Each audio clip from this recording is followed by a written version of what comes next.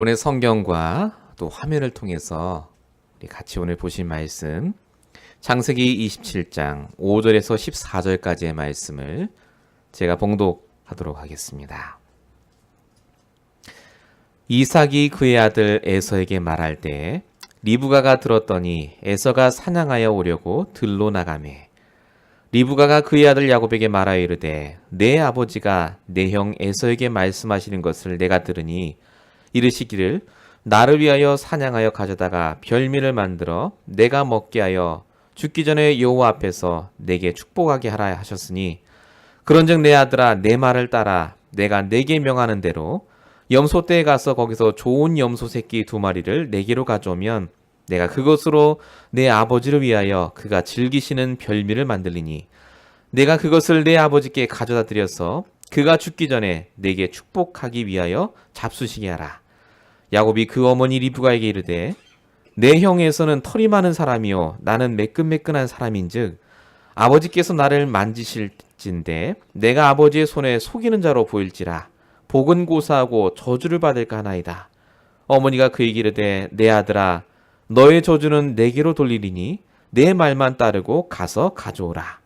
그가 가서 끌어다가 어미에게로 가져왔더니 그의 어머니가 그의 아버지가 즐기는 별미를 만들었더라. 아멘. 이번 주에 저와 여러분의 삶을 통해 성취될 말씀의 제목은요. 말씀의 흐름을 따라 살아가라 입니다.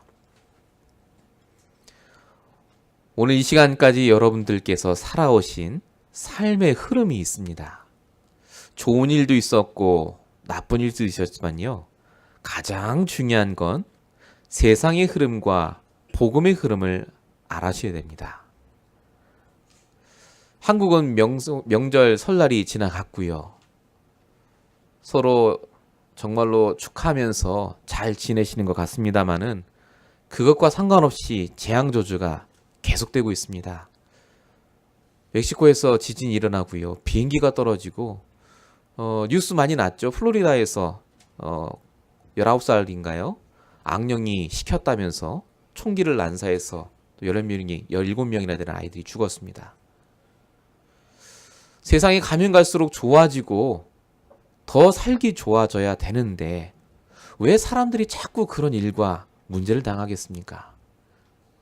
LA에 살고 있는 우리는 정말 착하게 살고 열심히 사셨는데 왜 내가 지금까지 살면서 이런저런 나쁜 일과 재앙이 계속 닥치겠습니까?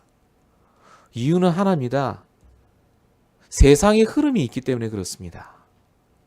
복음이 없는 사람과 복음이 없는 세상에 사는 동안은요. 어쩔 수 없이 이 땅에서 그런 재앙과 저주를 당할 수밖에 없습니다. 예수를 믿고 교회를 다니시고 신앙생활을 수십 년 하셨어도 세상의 흐름이 무엇인지를 모르면 우리도 모르게 계속해서 문제를 당합니다. 그래서 예수님이 말씀하신 게 마태복음 11장 28절 수고하고 무거운 짐진 그 흐름에서 벗어나라고 하십니다. 내가 너희에게 주는 것은 가면 갈수록 쉽고 가벼운 짐이다. 이런 얘기를 하십니다. 신앙생활은 그래서 갈수록 쉬워져야 정상입니다. 갈수록 어렵고 힘들다는 말은요. 종교생활 하시는 겁니다. 그 종교생활을 하면 할수록 그래서 재앙과 저주를 이기지 못합니다. 문제가 오는데 문제를 감당을 못하세요. 나 예수 잘 믿는데 왜 계속 하나님 문제 주시지? 라고 생각하십니다. 하나님이 문제를 주시는 게 아니라 세상의 흐름 속에 있는 내가 그 흐름을 바꾸지 않으셨기 때문에 그렇습니다.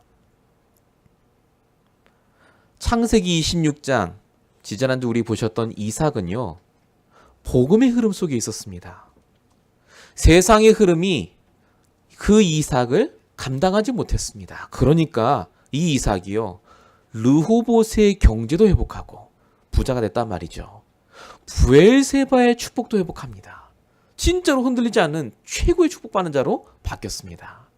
자, 근데 오늘 본문 27장을 보세요. 그렇게 축복받았던 이삭이요. 정말 같은 이삭이 맞나 싶을 정도로 완전히 영적인 흐름을 놓쳤습니다. 세상의 흐름 속에 그냥 사는 것 같아요. 에서를 축복하려고 부른단 말이죠, 지금. 하나님은 야곱을 축복하라 했는데 말씀을 떠났어요. 영적인 상태가 무너졌습니다. 그러니까 신앙의 연수가 그렇게 많고 어마어마한 응답을 체험했는 그 이삭도요, 말씀의 흐름 하나 놓치니까요, 이상하게 사람이 바뀌었어요. 불신앙하고 염려하고 말씀과 반대되는 것을 결정합니다. 오늘 말씀을 통해서 하나님이 여러분에게 주시는 그 음성을 들으셔야 됩니다. 지금까지 내가 어떻게 신앙생활을 해온 것들은 다 잊으세요. 하나님께 영광 돌리시면 되고요. 오늘 내 영적인 상태가, 오늘 나의 삶의 흐름이 복음의 흐름인지 세상의 흐름인지를 잘 판단하시고요. 세상의 흐름 속에 있다면 빨리 빠져나오시는 그 시작이 되시는 중요한 주간 되시길 축원드립니다. 본론입니다. 그래서 항상 놓치지 마셔야 될 게 바로 복음입니다. 복음을 늘 붙잡고 계셔야 돼요. 왜냐하면요, 우리가 사는 이 세상과 사람은 복음과 반드시 반대이기 때문에 그렇습니다. 세상에서 어떻게 사는가가 중요하지만 세상이 어떻게 될지를 먼저 아셔야 됩니다. 지금 저와 여러분이 그렇게 애쓰고 힘쓰는 이 세상은요, 이사야 10장 23절을 보니까 이미 작정된 파멸을 여호와께서 하실 것이다, 이렇게 적혀 있습니다. 이 세상은 곧 있으면 사라질 세상입니다. 이사야 28장 22절, 온 땅을 멸망시키기로 작정하신 것을 여호와께 들었다. 다 지나가는 것이고요, 세상에 있는 것이 남지 않습니다. 뿐만 아니라 이 세상에 있는 사람도 다 망합니다. 스바냐서 1장 3절에 보니까 내가 사람도 짐승도 다 없어지게 할 것이다. 악인뿐만 아니라 땅 위에 사는 사람도 다 멸절할 것이다. 이게 하나님이 주시는 말씀입니다. 세상도 사람도 다 지나갑니다. 근데 신기하죠? 사람이 제일 미련을 갖는 게 세상이에요. 돈, 사람, 자식, 거기에 다 미어 사십니다.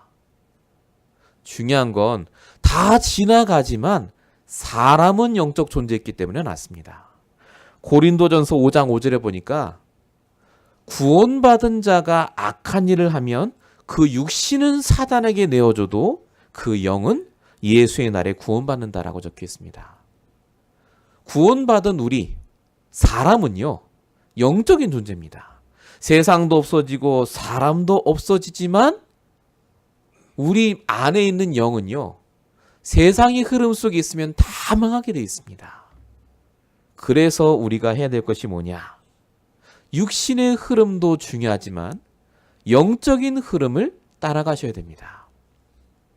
세상에 살지만 세상에 속하지 않은 하나님의 말씀을 내 걸로 만드셔야 돼요. 근데 이 시간이 굉장히 짧습니다. 우리가 천년만년 사는 게 아닙니다. 야고보서 4장 14절에 보니까 내일 일을 너희가 알지 못한다. 너희 생명이 무엇인 줄 아느냐? 생명이 뭐냐? 잠깐 있다가 지나가는 안개와 같다. 우리가 많이 산 것 같지만요, 안개와 똑같이 금방 있다가 사라지는 인생입니다. 그래서 먼저 아셔야 될 게 뭐냐? 이 세상의 흐름이 아니라 복음의 흐름 안에서 내가 영적인 존재로 하나님의 말씀과 복음을 붙잡는 것이 우선순위가 되셔야 됩니다. 예배드리는 게 우선순위가 되셔야 되고요, 이 말씀 안에 들어오시는 것이 우선순위가 되셔야 됩니다. 안 그럼 놓쳐요. 안 그러면요, 내 예전 체질로 그대로 돌아갑니다. 아브라함은 늙어 죽을 때까지 예배드리고 말씀 들었더니요, 끝까지 쓰임받습니다.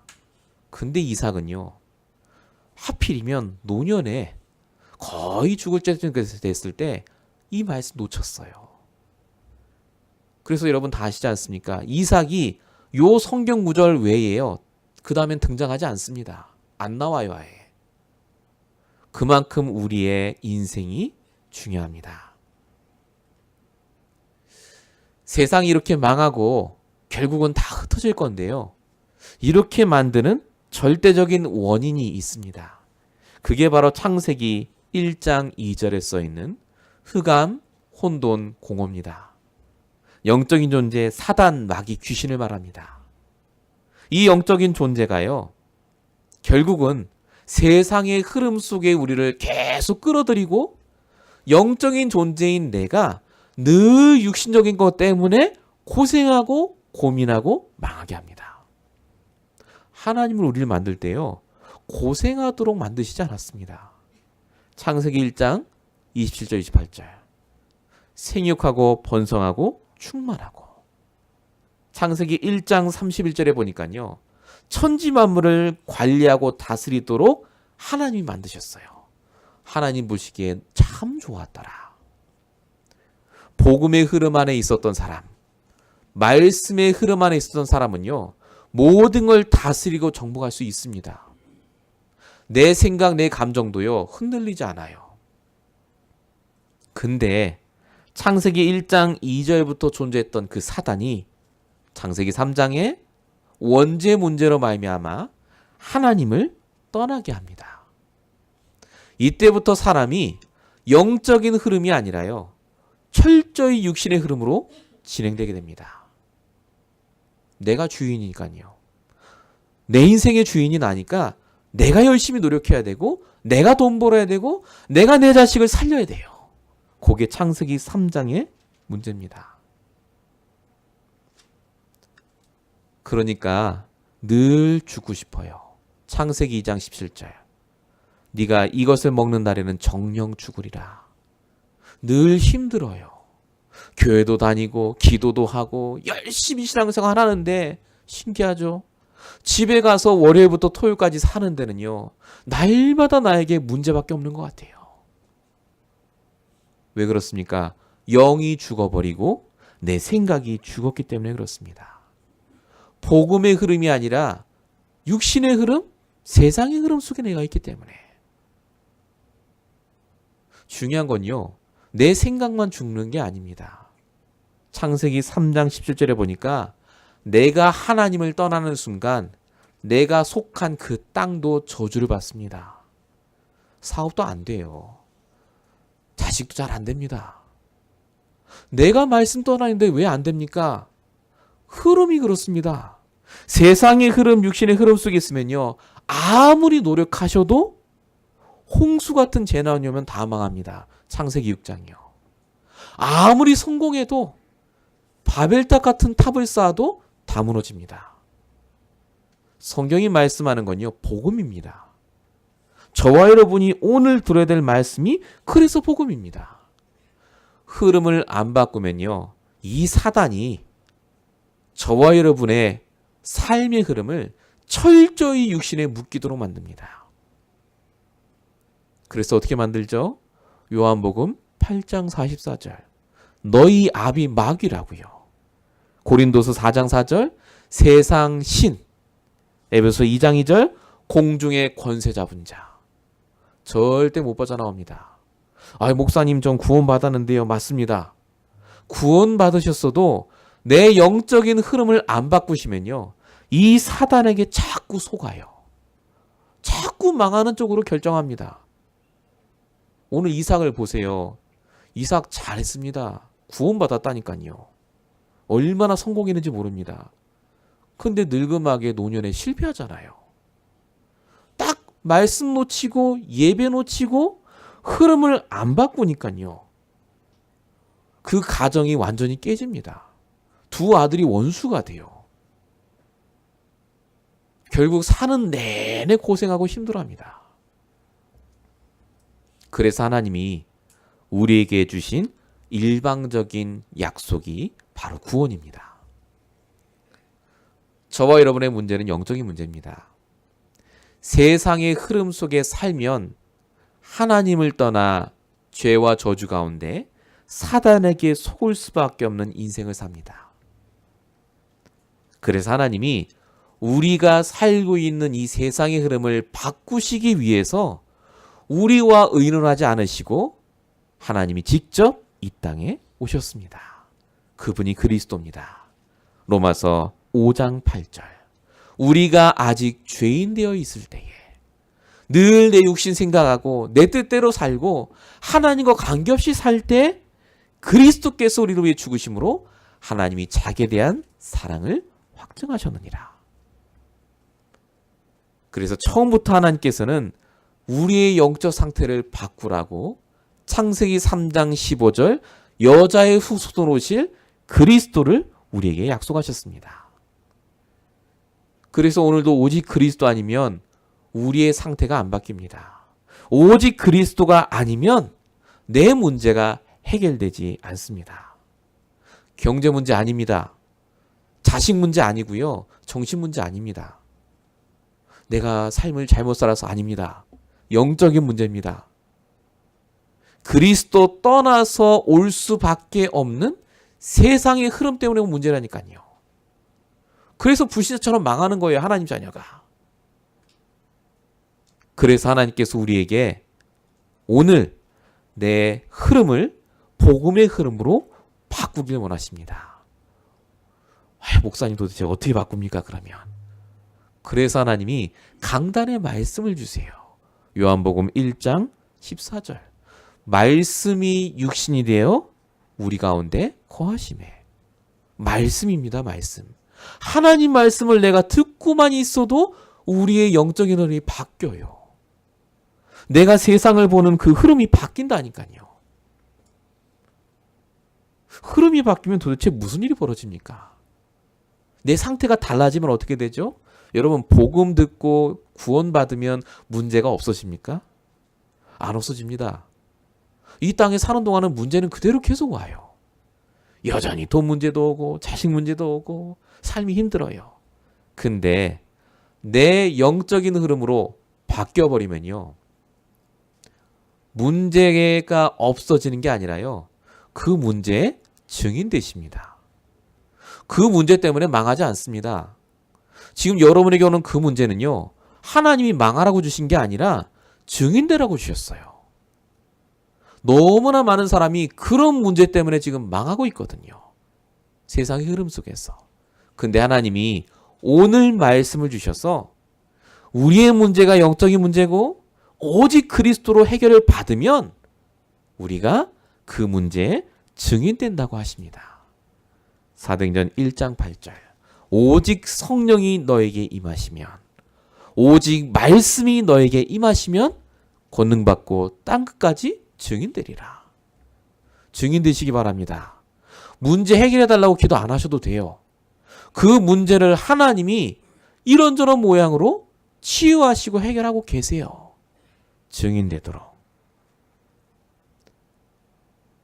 하나님께서 이삭에게 그래서 가정 문제를 주신 게 아니었습니다. 오늘 말씀은 야곱이 아버지를 속여서 축복받았다.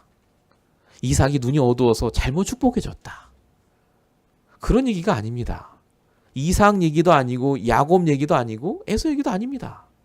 무슨 얘기입니까? 복음에 대한 얘기입니다.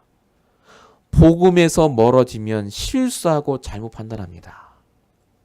오직 복음 안에 있으면 그 가정의 문제도 문제가 아니게 됩니다.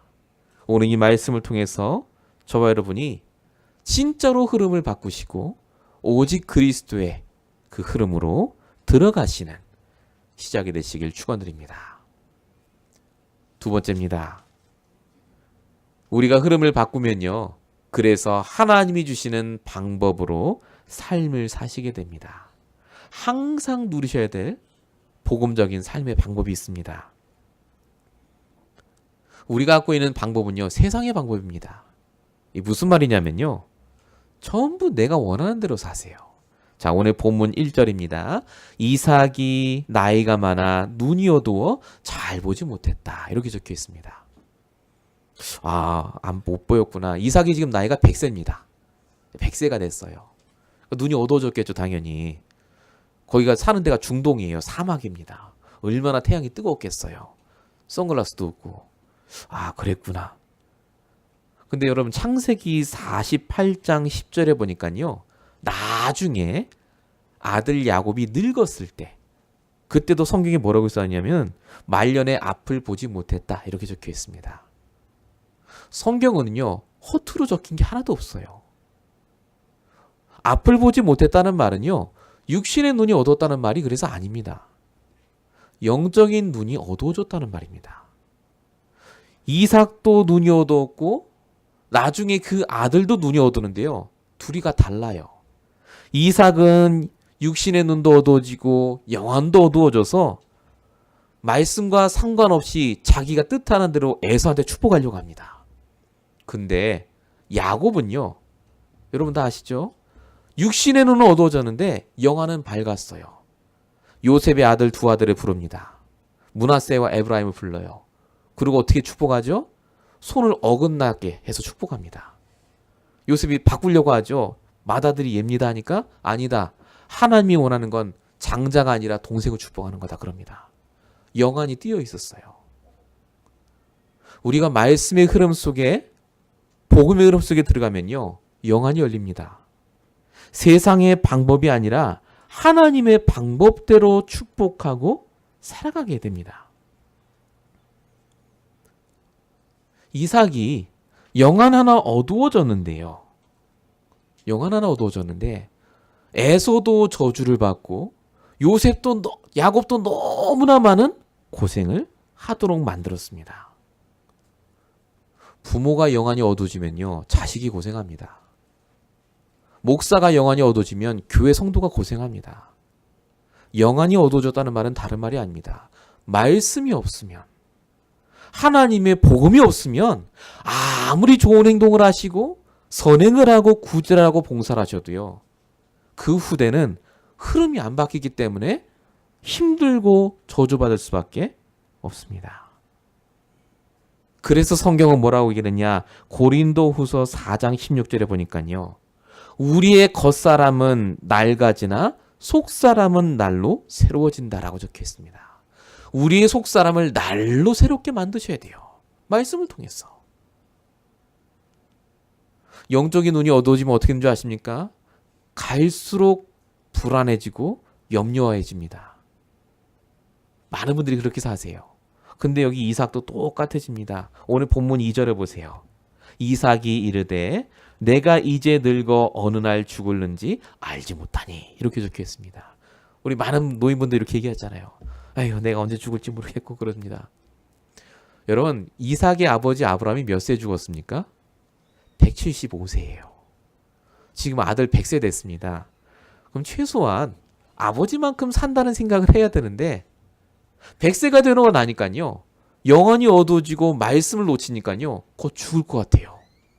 조금만 감기 걸려도 아이고 나 죽을랍니다. 이 생각이 드니까 드디어 이삭이요. 에서를 부른 거예요. 내가 죽기 전에 널 축복하겠다고요. 그래서 부른 겁니다. 여러분 말씀 놓치고 영안이 어두워지면요. 사람이 조급해져요. 앞이 안 보입니다. 불안하고요. 염려가 돼요. 이삭이 이렇게 바뀌었어요. 근데 이삭이요. 이런 상태를 몇 년이나 끌고 가는 줄 아십니까? 이삭이 몇 세에 죽었는 줄 아십니까? 180세에 죽습니다. 80년이나 계속 염려를 했어요. 80년 동안. 안 바꿨어요. 하나님의 자녀가 말씀 속에 있으면 염려 안 해도 되거든요. 정말 죽기 전에 그냥 축복하고 죽으면 되는데 80년이나 내가 죽을까 해서 염려하고 불신앙합니다. 말씀 하나 놓쳤는데 그 귀한 80년의 시간을요. 완전히 허송세월합니다. 여러분은 어떻습니까? 하나님이 여러분과 저의 모든 인생을 붙잡고 계시는데요. 하나님이 우리를 불러가시기 전까지 염려하고 근심하는 인생이 아니라 말씀 붙잡고 마음껏 여러분의 삶을 응답받길 원하십니다.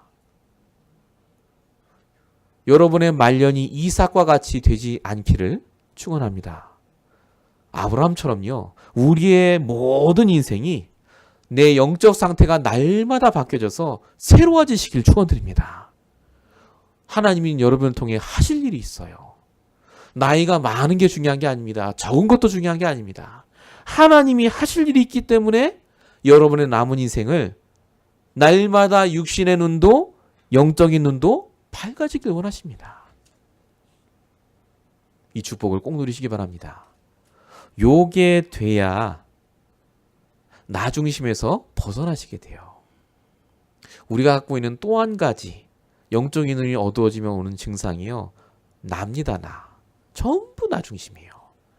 자, 오늘 본문 3절 4절을 보시면요. 이렇게 적혀 있습니다.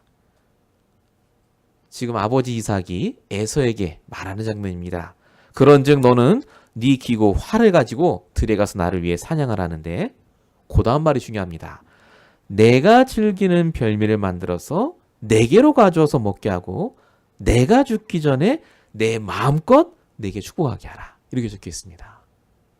지금 뭐가 계속 써 있죠? 내가 이렇게 적혀 있습니다. 내가 너를 축복할 거고 내가 먹을 거고 내가 너를 할 것이다 라고 적혀 있어요. 하나님 얘기는 단 한마디도 없어요. 전부 납니다. 내가 먹고 너를 축복하겠다. 영적인 상태가 무너지니까요. 철저히 납니다. 왜 이삭이 첫째 아들 에서를 사랑했는가? 창세기 25장 28절에 보니까 그 이삭이 첫째 아들 에서가 잡아온 고기를 좋아했대요. 고기 먹는 거. 그러니까 아버지가 첫째 아들하고 맞는 거예요. 코드가. 뭔가 맞아 얘하고는. 그러니까 에서를 너무너무 사랑했어요. 이 둘째 아들 야곱은요. 늘 집에 있고 여자 같고 안 좋아했어요. 말씀하고 상관없습니다. 내가 좋으면 이 사람하고 사귀는 거예요.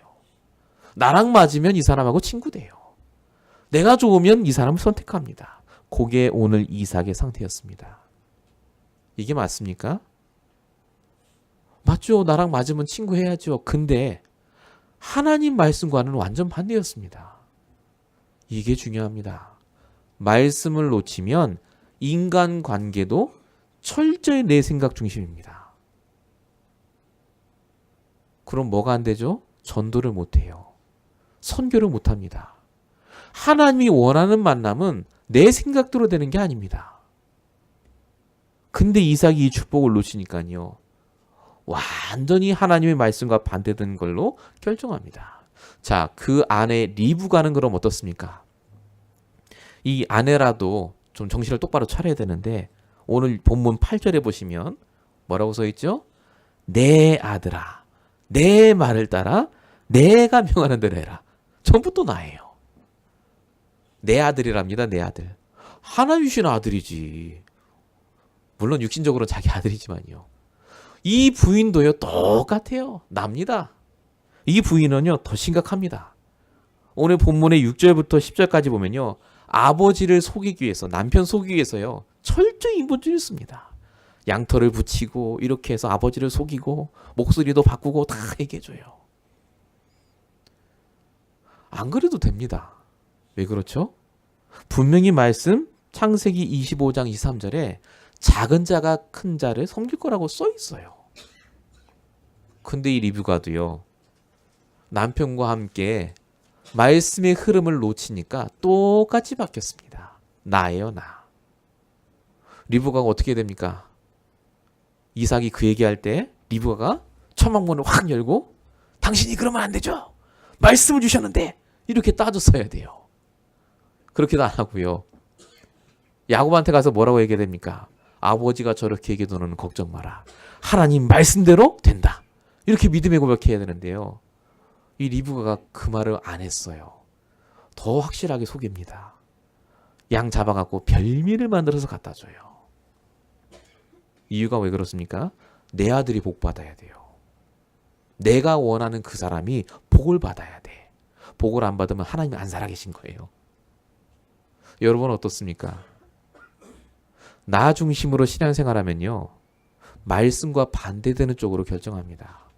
내가 마음에 안 들면 교회 안 나와요. 내가 마음에 안 들면 저 사람하고 안 사귀어요. 내가 오늘 조금 그렇다 그러면 내 마음대로 다 결정합니다. 내 새끼가 중요하고 내 가정이 중요하고 내 경제가 중요합니다. 이게 안 풀리면 하나님이 없는 거예요. 그렇지 않습니까? 오늘 성경의 말씀을 왜 하나님이 우리에게 주시겠습니까? 하나님이 우리보다 더 잘 아세요. 여러분, 리브가는요 정말 준비된 여자였습니다. 아시잖아요. 늙은 종 엘리에셀이 기도했더니 바로 뛰어나오고, 사라의 장막에 들어가서 같이 예배드리고, 르호보 때 축복도 같이 보고 부엘사병답도 같이 누렸는데, 그랬던 리브가가 말씀 놓치니까, 예배 놓치니까요 남편보다 더 심각한 인본주의를 씁니다. 성경은 우리의 생각에 대해서 분명히 말하고 있습니다. 뭐라고 얘기하느냐? 로마서 8장 6절 7절입니다. 내 생각하는 그 육신의 생각은 사망이요, 영의 생각은 생명과 평안이다. 육신의 생각은 하나님과 원수가 되게 한다. 이겁니다. 여러분이 그 생각을 하면 할수록 자꾸 힘들고 죽고 싶고 어두워진다. 그게 육신의 생각입니다. 사망의 생각. 오늘 이삭과 리브가가 했던 그 생각이에요. 나 중심. 하나님이 주시는 생각은요, 뭐라고 써 있습니까? 생명이요 평안입니다. 나를 살려요. 편안해집니다. 그 생각을 하셔야 돼요. 어떻게 그럼 이렇게 생각을 할 수 있습니까? 빌립보서 4장 6절. 아무것도 염려하지 말고, 염려할 거지만 염려하지 말고, 모든 일에 기도와 간구로 하나님께 아뢰면 너희 마음과 생각을 지키시리라. 생각하지 말라는 얘기가 아닙니다. 두렵고 어려울 때가 있어요. 화가 날 때도 있습니다. 근데 그 마음과 생각을 지키시도록 기도하셔야 돼요. 말씀 붙잡고. 그래서 성도가 말씀 붙잡고 기도하지 않으면요 반드시 육신에 생각합니다. 또 내 중심 생각해요. 내가 살아야 되고, 내가 응답받아야 되고, 내가 결정해야 되고. 여러분, 그 결과 오늘 이삭의 가정이 완전히 깨집니다. 여러분 다 아시잖아요. 리브가가 잠깐 외삼촌 집에 다녀오라고 보냈는데 그 사랑하는 아들 야곱과 어머니가 다시는 못 만납니다. 어머니 죽는 것도 못 봐요. 야곱은 평생을 형제가 원수처럼 지냅니다. 아버지는 얼마나 마음이 괴로웠겠습니까? 가정이 완전히 깨졌다니까요. 복음의 가정인데, 예수 믿는 가정인데 그렇게 돼버렸어요. 이유가 뭐라고요? 말씀 하나 놓쳐서, 영적인 흐름으로 안 바꿔서 그냥 세상의 흐름 속에 그냥 살아셔서 결국 그렇게 된 겁니다. 오늘 말씀을 통해서 그래서 우리가 꼭 붙잡아야 될 게 있습니다. 하나님은 우리를 통해서 이루고자 하시는 목표가 있습니다. 그게 본문의 3번입니다. 하나님은 우리에게 가지신 절대적인 계획이 있습니다. 이 땅에서 그냥 구원받고 행복하게 잘 살아라고 부르신 게 절대 아닙니다. 하나님의 계획은 여러분을 통해 하실 일이 있다는 겁니다. 여러분이 예수 믿고 복 받는 게 중요한 게 아니라 내가 믿는 예수를 증거하길 원하십니다. 그래서 복을 주세요. 그래서 우리에게 오는 모든 문제는 당연한 결과입니다. 필요해서 주셨고요. 절대적인 하나님의 계획이 있습니다. 문제를 주신 게 아니라 증인되라고 주신 겁니다. 하나님의 계획. 이삭에게도 하나님의 계획이 있었습니다. 그게 창세기 12장 1절부터 주신 아브라함에게 주신 축복이었습니다. 내가 너를 복의 근원으로 열방이 축복받는 그 조상으로 만들어주겠다. 이 축복을 이삭에게 줬거든요. 이게 하나님 계획이었습니다. 이삭이 만약에 말씀 안 놓치고 늙어 죽을 때까지 이걸 딱 붙잡고 있으면요 절대 가정 안 깨집니다. 더 축복을 받았겠죠. 근데 이삭이 이걸 놓치니까 하나님 계획은 이루어졌지만 이삭은 계속 고생했습니다. 우리를 부르신 하나님은요 그래서 실수하지 않고 우리를 부르셨습니다. 로마서 11장 29절. 하나님의 은사와 부르심에는 후회하심이 없다. 실수하지 않습니다. 오늘 이 자리에 우리를 이 교회에 이 자리에 앉게 하신 분이 하나님이십니다. 실수하지 않으셨어요. 왜 그렇죠? 오늘 여러분의 문제와 생각을 아시고 말씀을 통해 답을 오더라고요. 하나님이 부르셨기 때문에 하나님이 분명히 우리를 책임지십니다. 이사야 43장 1절. 내가 너를 구속하고 지명했기 때문에 너는 내 것이라. 하나님이 우리를 수많은 사람 중에 구원하신 이유, 계획이 있기 때문에. 오늘 이삭이 이렇게 실수했지만 부르신 이유, 계획이 있기 때문에. 그게 절대 계획입니다. 이걸 다른 말로 천명이라고 하죠. 하나님이 나에게 주신 사명, 내가 살아야 될 이유. 미국까지 와서 그냥 있다가 가는 인생이 아니라 반드시 하나님이 내 남은 인생을 통해 하실 일이 있습니다.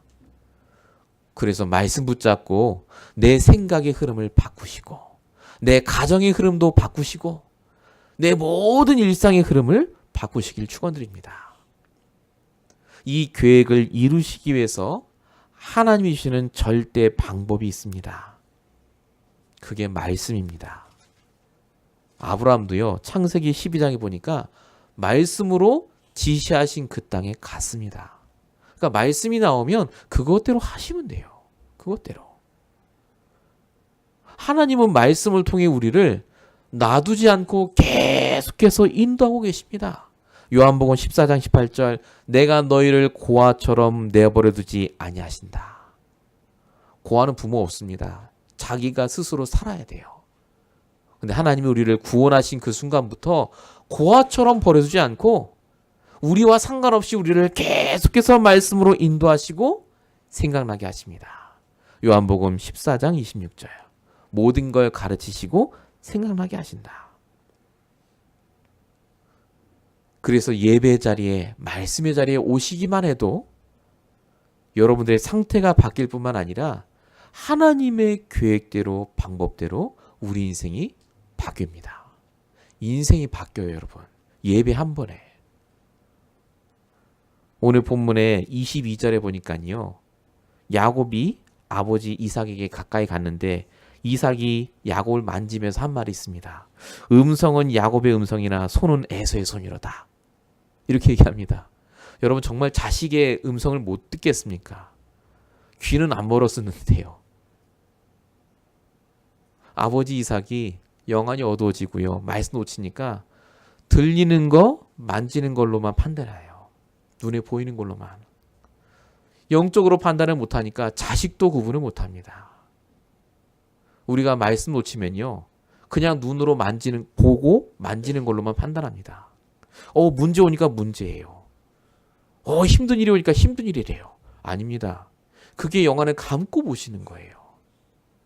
진짜 말씀으로 내 모든 삶을 바꾸시면 모든 것이 하나님의 계획 안에 있는 걸로 보입니다. 디모데후서 3장 14절. 너는 배우고 확신한 일에 거하라. 말씀 안에 거하라. 그러면 반드시 하나님이 이 말씀을 성취하십니다. 그게 하나님의 절대 성취입니다. 이삭이 이렇게 불신앙하고 인본주의를 썼음에도 불구하고요, 오늘 본문 23절에 보니까 뭐라고 써있느냐. 그의 손이 형 에서의 손과 같이 털이 있었으므로 분별하지 못하고 축복했다. 결국은 야곱이 축복을 받습니다. 결국은요. 지금 문제가 벌어졌잖아요. 가정이 깨지고 막 원수가 되고. 근데 문제가 왔음에도 불구하고 하나님은요, 결국은 말씀 성취하십니다. 하나님 원래 이렇게 하려는 거 아니었습니까? 아니에요. 이렇게 안 해도 하나님은 할 수 있어요. 근데 사람이 인본주의 쓰고 불신하게도 하나님은 그것마저도 바꾸셔서 말씀을 성취하세요. 그래서 말씀 안에만 있으시면 괜찮습니다. 문제가 오는 게 오히려 말씀이 성취되는 지름길이 됩니다. 사도행전 12장에 헤롯 왕이 교회를 완전히 깨뜨립니다. 목사를 죽이고요, 성도를 받고 핍박합니다. 문제가 왔어요. 근데 그 문제 때문에 사도행전 12장 24절에 보니까 하나님의 말씀이 흥왕하여 더하더라. 이렇게 적혀 있습니다. 아니 교회가 깨지는데 왜 말씀이 더합니까? 문제가 아니라니까요. 하나님의 말씀이 흥왕해지는 기회. 여러분 가정에 문제 왔습니까? 하나님의 말씀이 더하는 기회. 결단하시기 바랍니다. 가정에 문제 오면요. 말씀 운동부터 하셔야 돼요. 말씀 들으셔야 돼요. 주일뿐만 아니라 평일에도요. 계속 하나님 말씀으로 힘 얻으셔야 돼요. 그게 하나님 계획입니다. 다른 생각하실 필요가 없어요. 하나님 주시는 생각으로 들어가면요. 어떤 고백을 하게 됩니까? 디모데후서 2장 9절. 바울 고백처럼 죄수로 감옥 안에 있는데 하나님의 말씀은 매이지 않는다. 이 고백을 하게 됩니다. 여러분에게 주신 이 말씀은 절대 안 매입니다. 반드시 여러분의 현장에 성취될 줄로 믿습니다. 결론입니다. 그래서 이제 날마다 복음을 놓치지 마셔야 됩니다. 여러분 복음은 간단하지 않습니다. 에베소 3장 19절에 보니까 바울이 복음을 뭐라고 얘기하냐면 이 복음의 너비와 길이와 높이와 깊이가 어떠한지를 알고 싶다. 이렇게 적혀 있습니다. 너무너무 크니까요. 그래서 복음을 날마다 아는 것에 여러분의 우선순위를 두셔야 됩니다. 여러분의 제일 우선순위가 뭐냐? 복음하셔야 돼요. 말씀 들으셔야 됩니다. 그때 여러분의 영적인 상태가 달라집니다. 그때 여러분의 흐름이 달라져요. 그래서 부탁드립니다. 자기 전에 5분, 막 주무시기 전에 5분 전에요. 아침에 일어나서 5분, 그 시간을 하나님께 드리세요. 이번 주 목사님이 주일날 무슨 얘기 했었지? 요 생각만 해보세요. 오늘 들은 말씀을 집에 가서요. 한 번만이라도 다시 한번 보시기 바랍니다. 내가 붙잡은 말씀.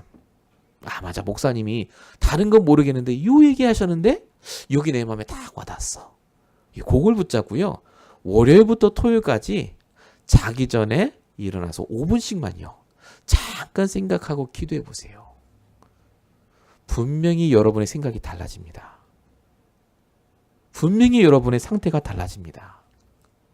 문제가 아니라 문제의 증인될 줄로 믿습니다. 두 번째가 바꿔야 될 삶의 방법입니다. 여러분의 방법은 한계옵니다. 여러분이 아무리 자식을 잘 키우셔도요. 그 자식이 여러분 뜻대로 안 큽니다. 여러분의 사업도 마찬가지입니다. 여러분의 신앙생활도 마찬가지입니다. 방법이 중요한 게 아니라 그래서 여러분의 상태가 바뀌어야 됩니다. 내 영적인 상태가 회복되는 것으로 여러분의 모든 스케줄을 바꾸셔야 됩니다.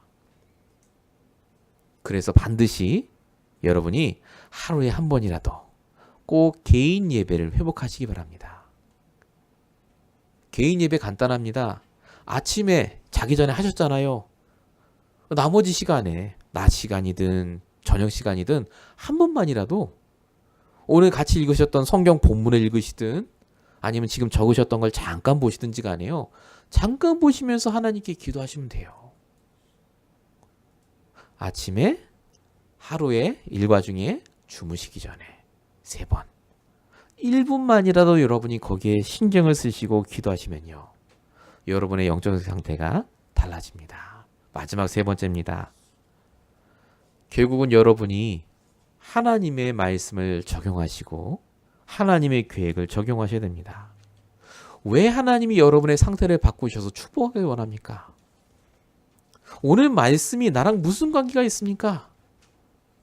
여러분 이삭은요. 세계복음화 때문에 부르신 가족이었습니다. 이 모든 일이 세계복음화 때문에 주신 일이었어요. 그러면 여러분에게 지금 일어나는 문제도요. 세계복음화 때문에 주시는 문제입니다. 한국이 아니라 왜 우리를 미국이 부르신 줄 아십니까? 이 미국이 이 시대 로마예요. 여기 전 세계 민족이 다 있고 우리가 응답받는 것이 세계복음화의 응답입니다. 하나님이 여러분을 통해 결국은 전도와 선교를 하라고 이 말씀을 주시고 응답을 주십니다. 마태복음 24장 14절 천국 복음이 모든 민족에게 증언되게 하여 온 세상에 전파되리니 그제야 끝이 오리라. 복음이 다 증거된 이후에 끝 옵니다. 아무리 지진 나고 테러가 터져도요 끝 안 납니다. 복음이 증거돼요. 하나님이 얼마나 복음 증거되길 원하시느냐. 디모데전서 2장 4절 하나님은 모든 사람이 구원을 받으며 진리를 아는 데 이르기를 원하신다. 여러분의 자녀가 복음 알아야 됩니다. 여러분의 배우자, 여러분이 아는 모든 사람이 정확한 복음을 한 번은 들어야 됩니다. 이것 때문에 하나님이 우리에게 말씀 주시고 우리의 상태가 바뀌어서 우리가 복 받길 원하십니다. 이 축복을 누리시고 평생 동안 이 응답 속에 들어가시길 축원드립니다. 기도하겠습니다. 살아계신 하나님 감사합니다. 오늘도 우리에게 성취될 말씀을 주시고 우리의 마음속에 꼭 필요한 나의 말씀을 붙잡을 수 있도록 오늘도 인도하심을 감사합니다. 하나님의 계획 속에 있는 인생인 줄로 믿사오니 하나님 날마다 우리의 말씀을 통하여서 우리의 상태를 바꾸게 하시고 더 나아가 하나님의 계획을 붙잡고 현장에서 오직 그리스도의 증인될 수 있도록 역사해 주시옵소서. 날마다 하나님이 원하시는 그 생각으로 생명과 평안의 응답을 받을 수 있도록 역사하실 줄로 믿사오고 우리 원하신 예수 그리스도의 이름으로 감사하며 기도했습니다. 아멘.